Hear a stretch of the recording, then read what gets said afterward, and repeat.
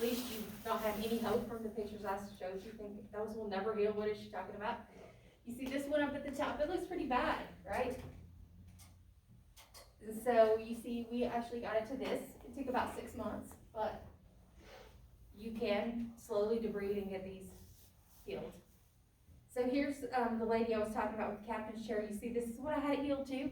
I had all this healed, was doing great, right? Looks fabulous. Looking fabulous the next visit. I walk in and find this. One night. And so that's all breaking down, and then I end up with this. So it doesn't take a big, and then she did it again, and I ended up with that.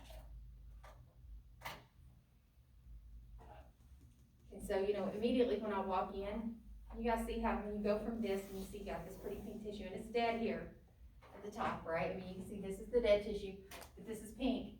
And you go back in and you find this, you know you don't have pressure relief, or it would not be dead again, right? Okay, so here's a heel. It started as this. They decided to not get pressure off of the heel, and it went to that. But this is one that tells you mostly blister within one visit. So within like 3 to 5 days, you've got it healed to this point, just stopping the shear that was happening. Okay, and this is a patient, and this is on the lower back. And I will tell you guys that this declined and the patient was not compliant with pressure relief particularly, but this is also a patient that started chemotherapy just for cancer treatment, and so had a whole lot of problems that were compounding that. And so we had a really rapid deterioration. So just be on the lookout for that when you have patients that have other disease processes that are going on, you're gonna see, as I said, manifestations in their skin. So another one, I'll give you guys an example of, is I had a patient that we actually sent to the ER, because and this happened in the last month. We sent the patient to the ER, called the doctor, said, hey, the wound stinks, you know, we think this is infected. They went to the ER, the doctor was like, oh my gosh, this wound looks awful. You know, it's stage 4 pressure ulcer, it looks awful.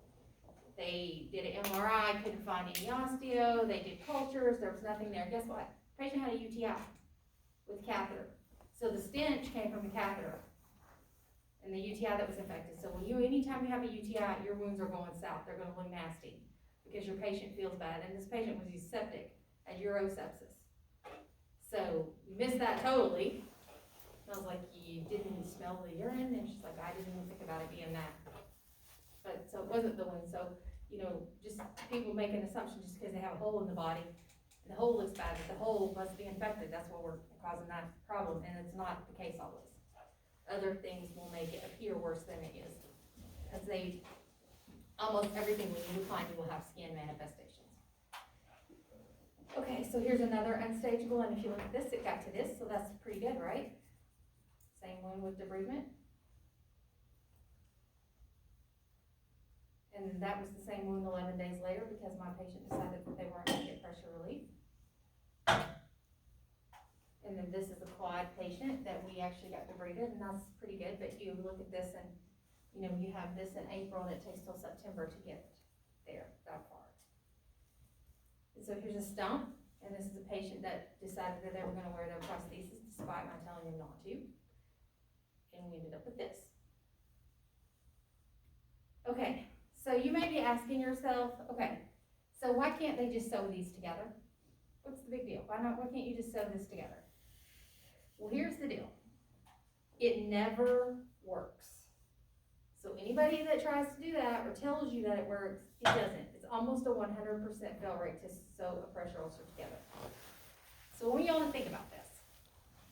A pressure ulcer is not a surgically created wound where you go in and you have an injury. You actually have tissue loss. Sometimes so much that you can put your fist in. How are you going to pull that together and make that approximate? You're not. There's going to be tension on it and it's not going to work. Does that make sense? The only way you're going to fix these surgically is if you take muscle from an adjacent area and flap and fill in that muscle, and then you can either graft or close it together. But you can't leave that void in there.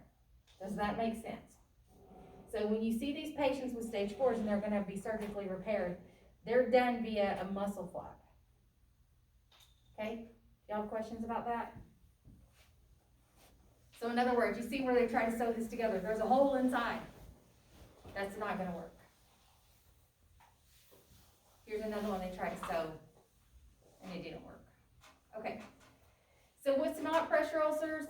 I just want to mention incontinence-associated dermatitis and yeast. So, if you guys have never seen yeast or fungal infections, you see all these little bumps out here, these satellite lesions. That's the dead giveaway that that's yeast. And it will also smell like yeast, okay? So that can occur from too much, from incontinence and things like that, too many antibiotics. Here's more yeast. Can you all see the satellite lesions out and about? Okay, this is incontinence-associated dermatitis. So this is what happens when you sit in urine for a long period of time. You're gonna end up with this white, crystally looking butt like this. That's a dermatitis that's associated with it from bowel or bladder incontinence. It can also look like this. And you can have a combination of yeast and incontinence-associated dermatitis. Okay, anybody, or moisture-related dermatitis?